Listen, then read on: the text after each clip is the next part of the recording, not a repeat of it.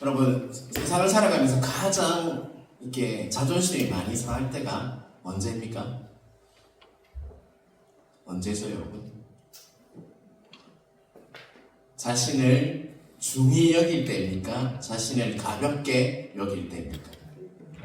가볍게 여기고 업신 여기면 자존심이 이렇게 발동을 하죠. 오늘 본문은요, 하나님을 가볍게 여겨서 엘리 가정에 관한 그런 임한 재앙에 대해서 말씀하고 있습니다. 우리 사람도요, 자신을 업신 여기고 가볍게 여기면 자존심이 상해요. 근데 우리는 정말 이 세상을 만드신 창조주이신 하나님을 가볍게 여기며 살고 있지 않죠, 여러분? 왜 대답이 시원찮으십니까? 우리는 가볍게 여기지 않는다라고 말을 하지만 오늘 본문을 보면요, 엘리 제사장도요 그런 실수를 하게 됩니다. 오늘 본문을 통해서 우리가 하나님을 어떻게 대하며 어떻게 바라보아야 하는지를 깨달으시는 여러분 되시길 주님의 이름으로 축복합니다. 아멘. 분명히 하나님께서는요, 엘리 제사장에게 심판하실 것을 예언하셨습니다. 사무엘상 2장 30절에서 34절인데요. 자막이 아마 뜰 겁니다. 예. 자, 한번 같이 한번 읽어볼까요? 찾아주시면 좋고요. 구약성경 411쪽에 있습니다. 지금 뜨고 있나요? 예. 사무엘상 2장 30절에서 34절 말씀입니다.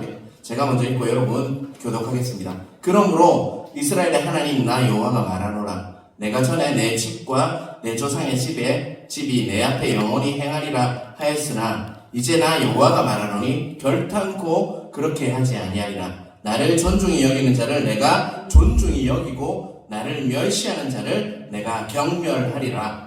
보라, 내가 내 팔과 내 조상의 지파를 끊어 내 집에 노인이 하나도 없게 하는 날이 이를지라.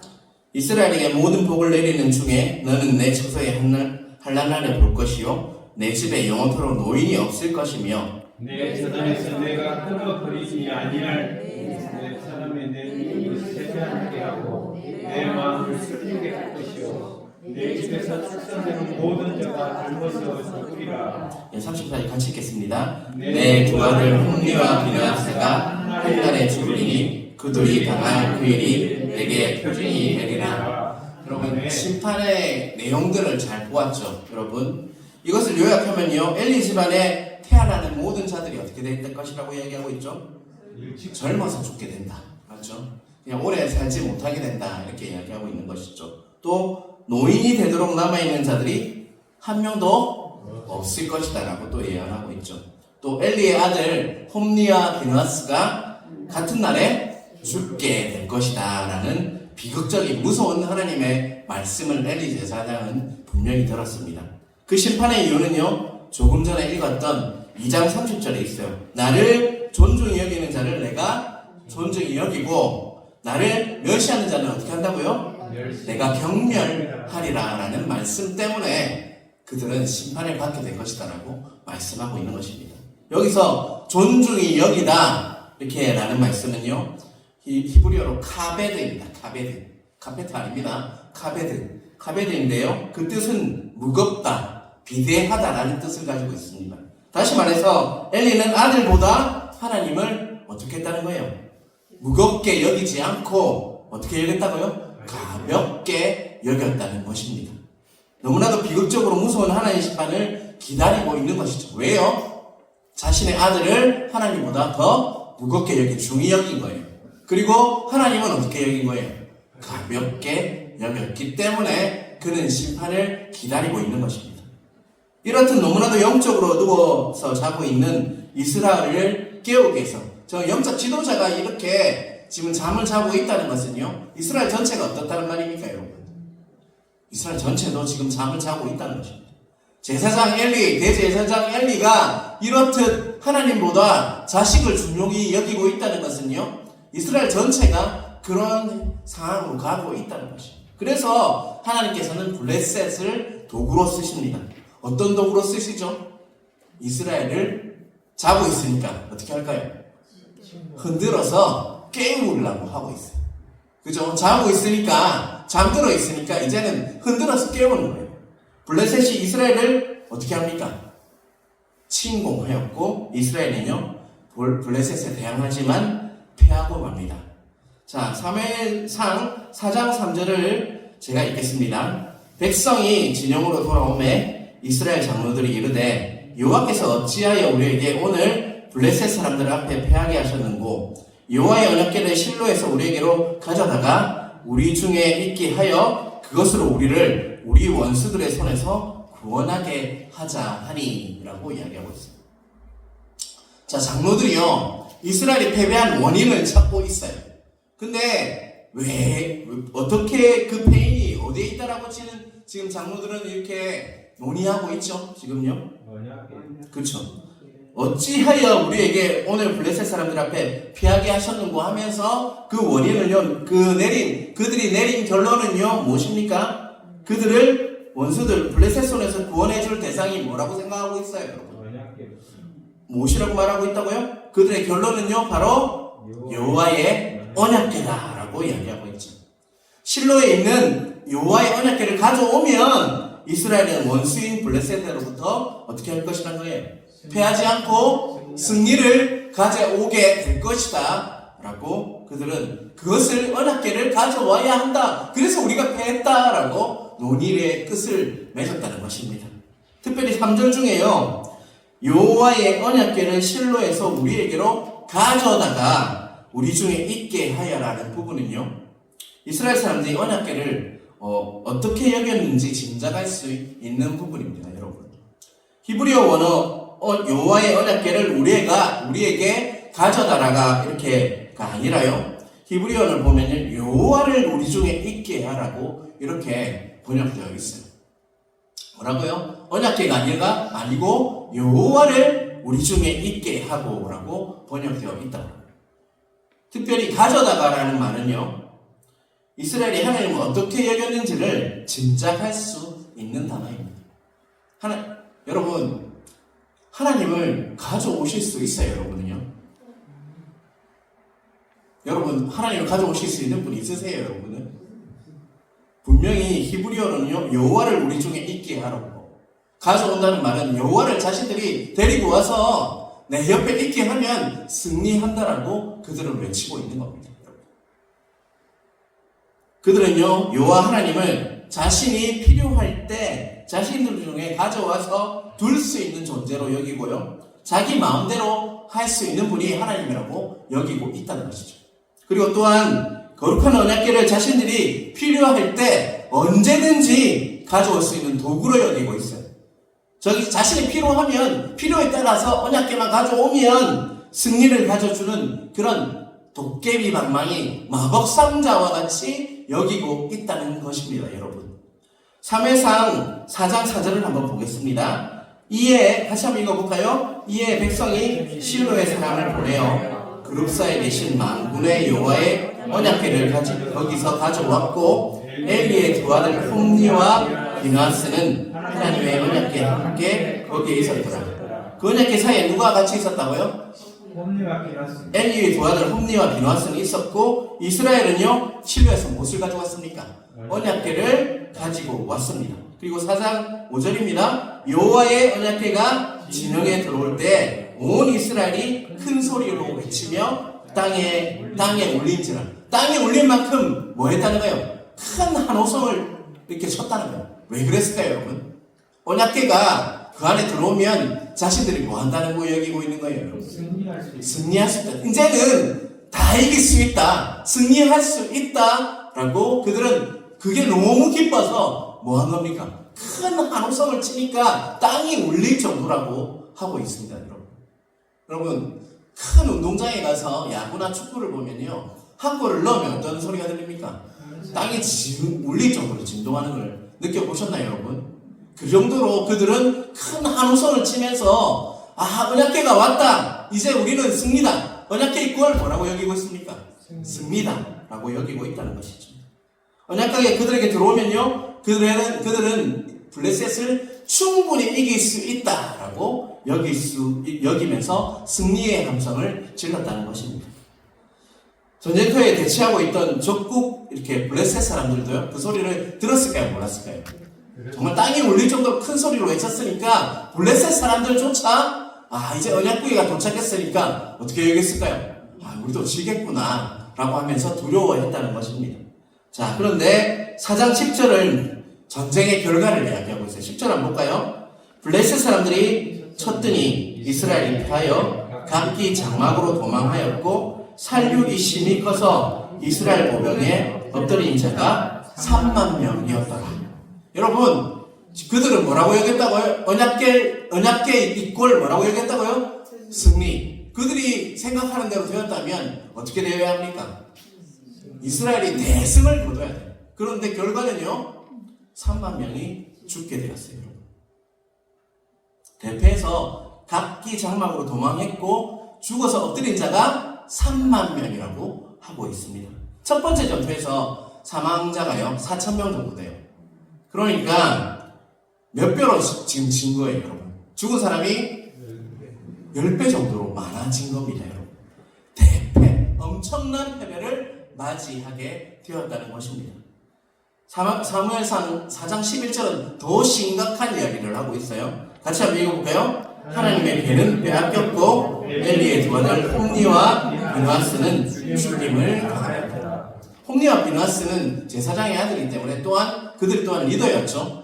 이스라엘의 리더였습니다. 그런데 그들은 죽었고 뭘 빼앗겼습니까? 그들이 그토록 승리의 상징이라고 여겼던 언약궤조차 빼앗겨버리는 결과를 가져왔다는 것입니다. 사랑하는 성도 여러분, 왜 이런 결과를 가져왔을까요, 여러분? 하나님을 가볍게 여겼어요. 예. 하나님의 궤 언약궤를 가져왔는데 왜 이런 결과를 가져온 것일까요? 왜 대패했냐라고 우리는 이 부분을 보면서 묵상할 수 있어야 합니다, 여러분. 그들의 실수는요, 언약궤가 그들을 구원해 줄 것이라고 믿었기 때문이었습니다. 그것은요, 미신적인 믿음이에요, 여러분. 언약궤가 어떻게 사람을 살립니까, 여러분?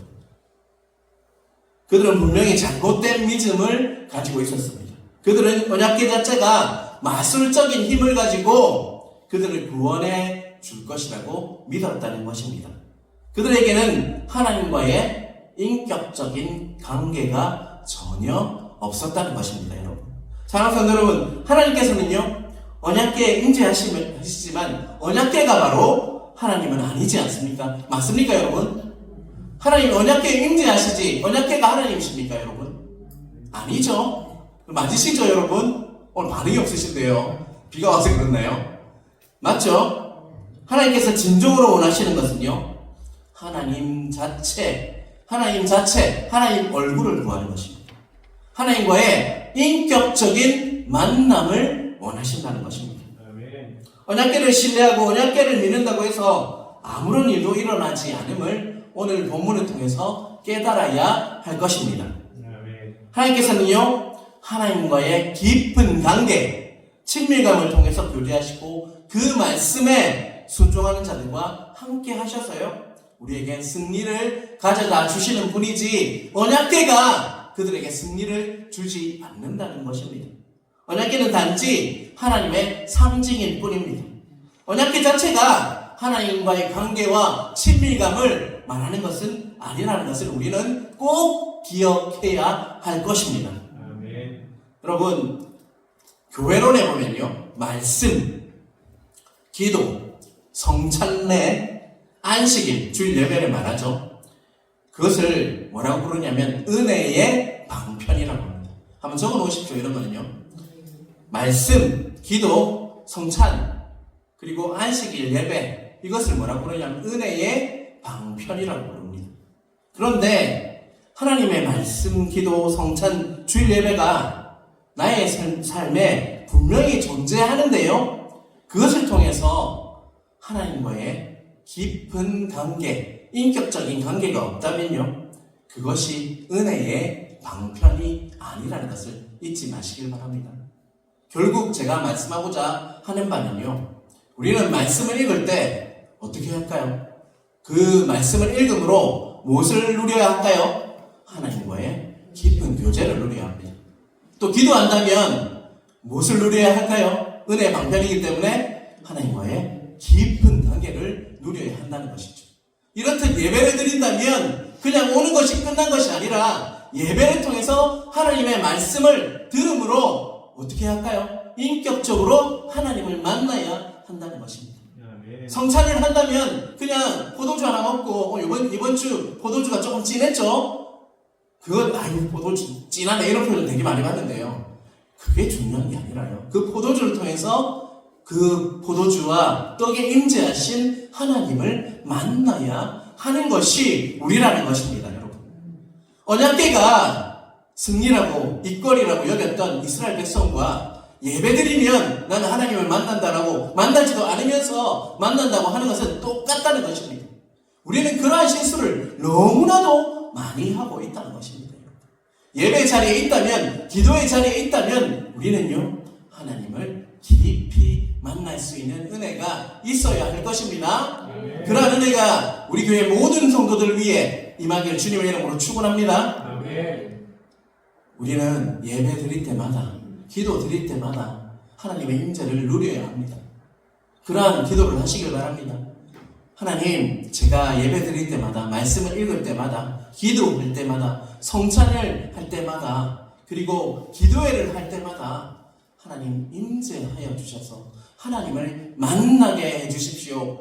그것이 여러분의 기도 제목이 되어야 합니다, 여러분. 그럴 때 하나님을 만날 수 있어요. 아무리 신앙생활 60년, 70년 해도요, 하나님께서 말씀을 통해서 말씀하지 않으시고 예배를 통해서 만나주지 않으시고 기도를 통해서 응답하지 않으면요 아무런 것도 아니라는 거 잊지 마시길 바랍니다. 그 실수가 바로 이스라엘 백성의 실수였다는 것이죠. 장로들의 실수였다는 것입니다. 제사장의 실수였다는 것입니다. 그러한 실수를 이제는 우리도 할 수 있다는 거 잊지 마시길 바랍니다. 이제 정말 모든 예배와 모든 기도회와 말씀을 통해서 하나님을 깊이 만나시길 주님의 이름으로 축원합니다. 자, 사무엘상 4장 12절에서 13절을 제가 읽겠습니다. 당일에 어떤 베냐민 사람이 진영에서 달려나와 자기의 옷을 찢고 자기의 머리에 티끌을 덮어쓰고 실로에 이르니라. 그가 이를 때는 엘리가 길옆 자기의 의자에 앉아 기다리며 그의 마음이 하나님의 계로 말미암아 떨릴 즈음이라. 그 사람이 성읍에 들어오며 알림에 온 성읍이 부르짖는지라. 이스라엘이 블레셋에 맞서기 위해서 진을 쳤던 에베네셀에서요, 그 엘리 제사장이 있는 그 실로까지는요, 약 35km 정도 돼요. 35km가 우리 자동차로 타고 가면 별로 얼마 안 멀지만 그 당시 그 교통수단으로 여기면 엄청 먼 거리죠, 맞죠? 그 마라톤이라는 게 정말 왔을 때 죽었다고 했잖아요. 마라톤 처음 유래했을 때. 그렇듯이 전령이 거의 35km를 단숨에 와서 누구에게 갔다는 거예요? 실로에 있는 엘리 제사장에게로 달려갔다고 했습니다. 단숨에 달려갔다고 했습니다. 그 말은 지금 상황이 어떻다는 거예요, 정말. 너무 급박하니까 그는 단숨에 그 먼 거리를 달려갔다고 했습니다. 13절에 엘리는 분명히 그의 마음이 어떻다고 얘기하고 있죠? 13절 중간에 보면 그의 마음이 하나님의 계로 말미암아 떨릴 즈음에 라고 얘기하고 있어요. 그 말은 뭔 말입니까? 언약궤 때문에 뭐 했다는 거예요? 마음이 떨린다는 말은 두려웠다는 거예요. 두려웠다는 것이죠. 여기서 잠깐 우리 깊이 한번 묵상을 한번 해볼까요, 여러분? 사랑하는 성도 여러분, 하나님께서는 이 블레셋 전쟁을 허용하신 이유는요, 이스라엘이 이 전쟁을 통해서 무엇을 깨닫길 원하셨어요? 하나님께서 이스라엘에게 블레셋과의 전쟁에서 허용하신 이유는요, 뭐라고 생각하십니까, 여러분? 이스라엘이 그 전쟁을 통해서 뭐 하라는 거예요? 다시 돌아와. 내게로 돌아와서 제발 좀 회복해라. 라고 하는 그 전쟁이었어요, 여러분. 우리에게 주는 시련과 고통도 어찌 보면 이런 경우가 많다는 것입니다. 여러분, 그럴 때 잘 알아들으시기 바랍니다. 갑자기 나에게 이렇게 시련이 오고 고통이 올 때, 물론 다른 마귀들이 장난쳐서 그럴 경우도 있겠지만, 하나님께서 너 나에게로 돌아와라. 너 신앙생활 다시 회복해야 한다. 라고 말씀하시는 경우가 많다는 것이죠. 여러분, 그럴 때 민감하게 이거는 하나님이 나에게로 나오라는 이야기구나 하면서 기도의 자리로 나아가시는 여러분 되시길 간절히 바랍니다. 이스라엘이 그 전쟁을 통해서 하나님 앞에 온전히 못했던 것을 깨닫고요. 자신의 죄악을 돌아보기를 원하셨던 거예요. 그래서 하나님께 돌아오기를 원하는 마음에서 하나님께서 블레셋을 도구로 사용해서 그 전쟁을 주신 것이었습니다. 그런데 오히려 이스라엘과 엘리는요, 하나님과 그 언약을, 하나님과의 그 관계를 무시한 채 뭐로 사용하려고 했죠? 하나님의 언약궤를 그냥 전쟁의 승리를 위한 도구로 사용하였다는 악한 마음이 있었다는 것입니다, 여러분. 따라서 엘리 제사장도요, 언약궤가 빼앗긴 것을 두려워하고 있다는 것이죠. 언약궤가 빼앗긴 걸 두려워하고 있다 분명히 이야기하고 있어요. 하나님께서 바라는 것은 뭐였어요? 하나님과 멀어진 것을, 하나님과 관계가 끊어진 것을 두려워하며 떨리는 마음으로 다시 회복하기를 원하셨는데, 그는 뭐라고요? 언약궤가 빼앗긴 것을 두려워하고 있다. 그냥 언약궤 자체가 빼앗긴 것이 두렵다라고 여기고 있다는 것을 여러분 이 말씀을 통해서 깊이 묵상하시길 바랍니다. 이런 말씀을요, 우리 예배에 적용을 하면요, 요즘 우리가 드리고 있는 예배가요, 주일이나 예배를 드려야 하고 이렇게 하니까 그냥 주일이니까 또 수요일이니까 또 나와서 드리는 예배가 안 드리면 찜찜해서 드리는 형식적인 예배에 머물러서는 안 된다는 것입니다. 이는 이스라엘 백성이 언약궤를 가져다 놓으면 승리할 것이라고 여겼던 것과 똑같은 것이라는 것입니다. 엘리 제사장조차도요, 하나님을 두려워하기보다 무엇을 두려워했어요? 언약궤 빼앗긴 것을 두려워했죠, 여러분. 그냥 주일이니까 그냥 드리는 형식적인 예배가 아니라 우리는 예배를 통해서 정말 하나님을 만나고 진리 안에서 자유로는 영과 진리로 예배드리는 은혜를 누릴 수 있어야 한다는 것입니다. 그러한 은혜를 들으시기 바랍니다. 주일을 통해, 예배를 통해, 말씀을 통해, 기도를 통해서 우리는요, 지정이 살아계신 부활하신 우리 주님을 만나야 한다는 것입니다.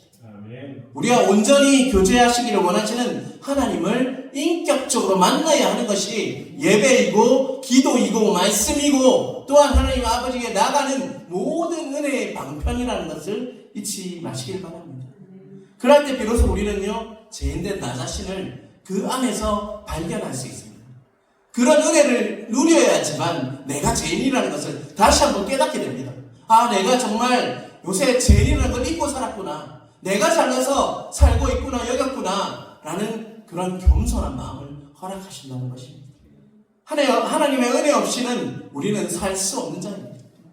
그런 자들은 이렇게 고백하죠. 하나님, 저를 불쌍히 여겨주십시오.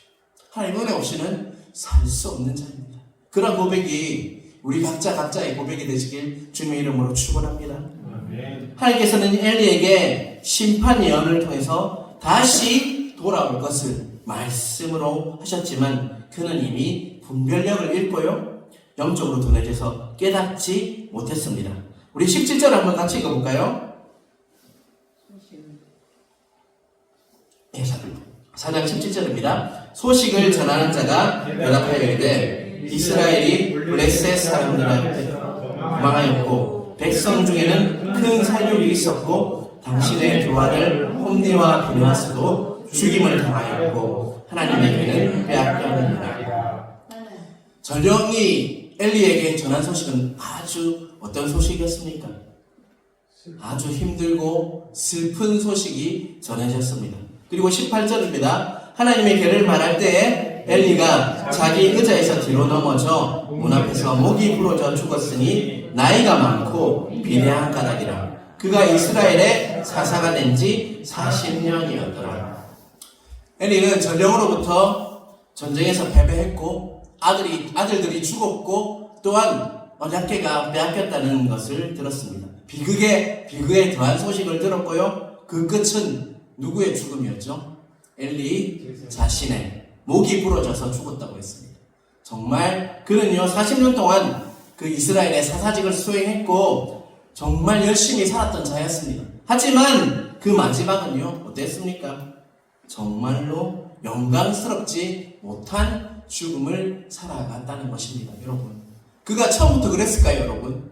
저는 이 말씀을 보면서 처음부터 그렇지 않았다고 저는 생각합니다. 정말 신앙은요, 제가 좋아하는 말이 있다고 했죠. 한결 같아야 합니다. 저도 마찬가지고요. 여러분도 마찬가지입니다.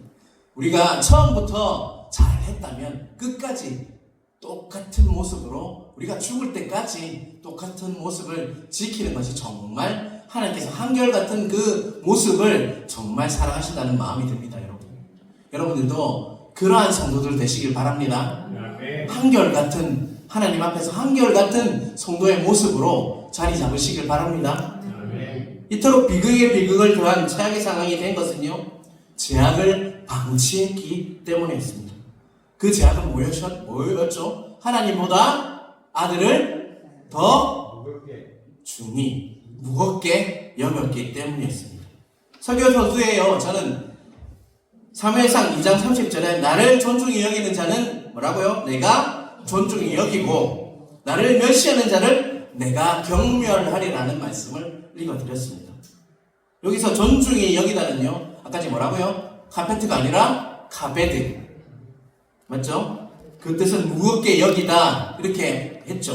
근데 4장 18절에 보면요, 엘리가 자기 의자에서 뒤로 넘어져 문 곁에서 목이 부러져 죽었으니 나이가 많고 뭐한 까닭이라고요? 비대한 까닭이라고 나와있어요. 여기서 비대하다는 말이 뭐냐면 카베드를 쓰고 있습니다. 여러분, 존중이 여기다, 중이 여기다는 카베드와 비대하다는 말이 똑같은 말이에요. 여러분, 엘리는요, 하나님보다 자식들을 더 카베드, 더 중히 여겼고 결국 그 자신이 카베드해져서 비대해져서 죽고 말았다는 것입니다. 여러분, 하나님께서는 의도적으로 그 단어를, 똑같은 단어를 뭐 하고 있는 겁니까? 반복하고 있는 겁니다. 카베드. 중히 여기다, 몸이 비대해지다. 그 말을 왜 그랬을까요, 여러분? 그 카베드를 반복해서 말씀하시는 건요, 우리가 뭐 하라는 거예요? 무엇을 더 중히 여겨야 하는지를 하나님께서 다시 한번 깨닫게 하고 있다는 것을 잊지 마시길 바랍니다. 사랑하는 성도 여러분, 여러분은 무엇을 중히 여기고 계십니까? 지금 삶에, 지금 현재 무엇을 가장 중히 여기고 살아가고 계십니까? 하나님께서 오늘 본문을 통해서 여러분에게 묻고 계십니다. 너는 무엇을 중히 여기며 살아가냐? 그 질문에 오늘 기도회를 통해서 대답하시길 바랍니다. 하나님께서 분명히 묻고 계십니다. 너는 어떤 것을 더 가벼하게 여기냐? 중히 여기냐? 다시 한번 여러분, 그 하나님의 음성을 들으시는 여러분 되시길 간절히 바랍니다. 우리의 직분이 우리의 신앙을 대변하지 않습니다. 다시 한번 말씀드리지만 하나님께서 보시는 것은요, 우리의 직분이 아니라요, 우리의 뭘까요? 그 어떤 것보다 우리 중히 여기시는 중심입니다. 중심. 무엇을 중히 여기는지 그 중심을 보고 계시다는 것을 잊지 않으시는 여러분 되시길 바랍니다. 19절 20절 우리 한번 같이 읽어볼까요? 그의 며느리인 비느하스의 아내가 임신하여 해산 때가 가까이 왔더니 하나님의 계를 빼앗긴 것과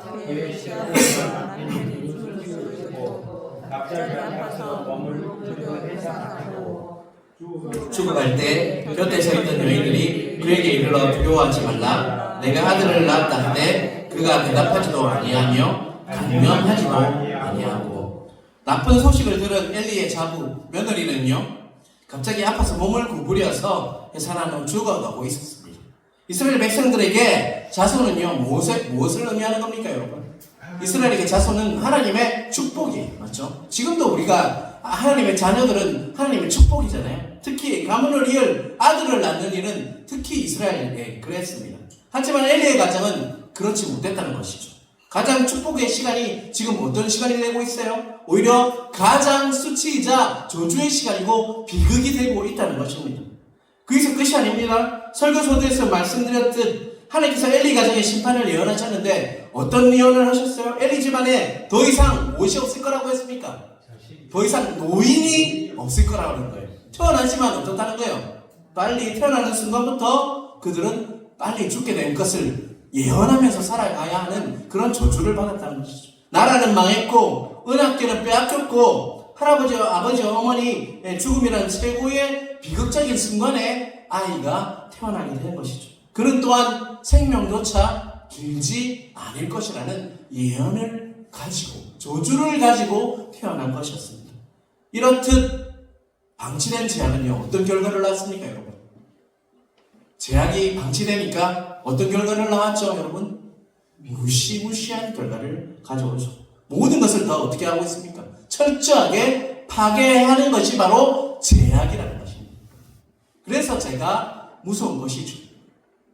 자, 21절, 22절을 제가 읽겠습니다. 이르기를 영광이 이스라엘에서 떠났다 하고 아이 이름을 이가봇이라 했으니 하나님의 개가 빼앗겼고 그의 시아버지와 남편이 죽었기 때문이며 또 이르기를 하나님의 개를 빼앗겼으므로 영광이 이스라엘에서 떠났다 하였더라.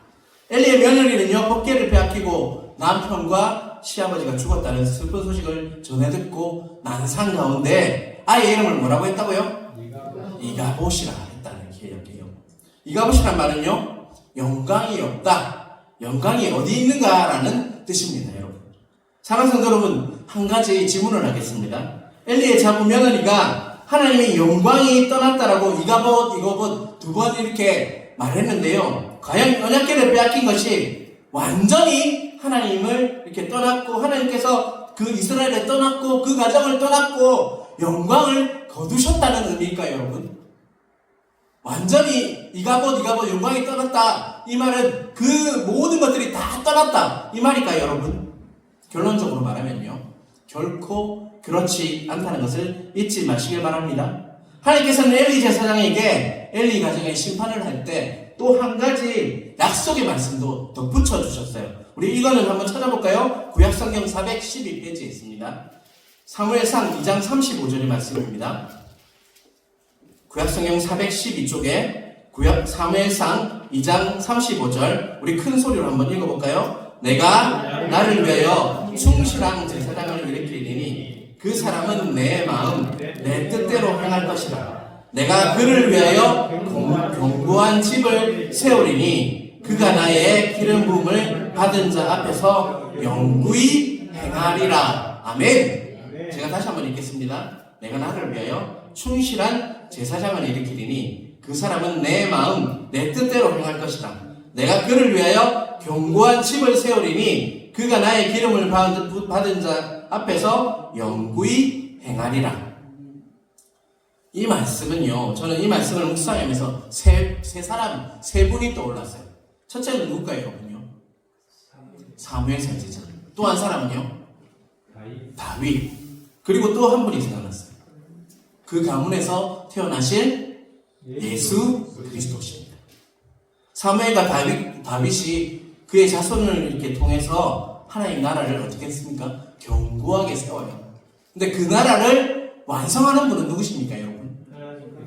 예수 그리스도십니다. 그 다윗의 왕조의 그 가문에 태어나서 그 하나님의 나라를 완성하신 분이 누구라고요? 예수 그리스도십니다. 우리가 어떠한 상황과 환경이 주어질지라도요, 우리는 누구를 바라보아야 할까요? 예수 그리스도. 그리고 또 하나님의 말씀을 신뢰해야 한다는 걸 잊지 마시길 바랍니다. 분명히 하나님께서는 사무엘상 2장 35절을 통해서 아무 영광도 다 떠나버린 아무 힘도 없는 그 가정, 그 나라에 누가 올 것이라고요? 예수 그리스도께서 오실 것을 예언하고 있다는 것입니다. 제 결과는 너무나도 참혹하고 비참했습니다. 우리 힘으로 해결할 방법이 없었습니다. 이미 영광은 다 떠난 것 같았고 어떠한 것도 희망은 소망은 없는 듯 보였지만 하나님께서는 약속하고 계십니다. 그러한 상황에서 누구가 오실 거라고요? 예수 그리스도께서 오실 것이다. 그리고 우리에게 또 약속하신 것이 있죠? 다시 오실 것이다. 그것을 믿으십니까, 여러분? 그분께서는 소망이 없는 곳에 꽃으로 피신 예수 그리스도십니다. 그분이 바로 우리의 소망 되신다는 것을 잊지 마시길 바랍니다. 진정한 왕이신 예수님께서 다스려 주셔야지 오늘 그 이스라엘의 혼란스러운 상황을 완전히 승리로 이끌 수 있다는 거 잊지 마시길 바랍니다. 언약궤가 우리를 승리로 주지 못합니다. 하지만 예수 그리스도께서는 우리에게 승리를 주실 수 있는 유일한 분이시며 부활의 주님이셔서 살아계신 주님 이름을 믿으시길 바랍니다. 여러분에게 예수님 이꼴 승리는 맞습니다. 언약계 이꼴 뭐라고요? 승리는 아니지만 예수님 이꼴 승리는 맞다는 거 꼭 기억하시길 바랍니다. 우리에게 승리를 주신 유일한 분은 누구시라고요? 예수 그리스도. 그러면 누구를 바라봐야 할까요? 예수 그리스도. 예수 그리스도를 바라보심으로 늘 언제나 승리하시는 여러분 각자 되시길 주님의 이름으로 축원합니다. 네.